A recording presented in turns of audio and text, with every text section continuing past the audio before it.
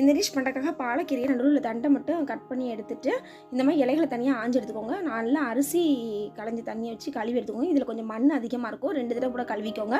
கழுவுன கீரையை அதுக்கப்புறமா இந்த மாதிரி கட்டுக்கட்டாக எடுத்து ஒரு ரோல் பண்ணி வச்சு கட் பண்ணிங்கன்னா ஈஸியாக இருக்கும் கட் பண்ணுறதுக்கு. இது வந்து ஒரு குக்கரில் சேர்த்துக்கோங்க. சேர்த்துட்டு இது கூட காரத்துக்கு ஒரே ஒரு பச்சை மிளகாய், ஒரு பூண்டு, 2 டேபிள் ஸ்பூன் போல் பாசிப்பருப்பு, அரை மணி நேரத்துக்கு முன்னாடி ஊற வச்சதை இது கூட சேர்த்துக்கோங்க. சேர்த்துட்டு 1/4 ஸ்பூன் கல்லுப்பு, 1/2 டம்ளர் தண்ணி சேர்த்துட்டு குக்கர் மூடி சவுண்ட் வச்சுருங்க.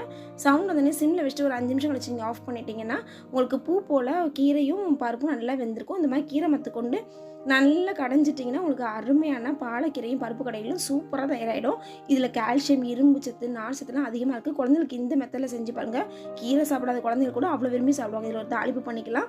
1 ஸ்பூன் எண்ணெய் விட்டு கடுகு, உளுந்த பருப்பு, ஒரு வத்தல் கிள்ளி சேர்த்துட்டு இது கூட சேர்த்துட்டிங்கன்னா உங்களுக்கு சூப்பராக ரெடி ஆயிடும். இந்த வீடியோ பிடிச்சா கும்கி சேனலுக்கு சப்ஸ்கிரைப் பண்ணுங்கள், லைக் பண்ணுங்கள், ஷேர் பண்ணுங்கள். எங்கள் வீட்டு கைப்பக்கும் உங்கள் வீட்டையும் கம்மமாக கட்டும்.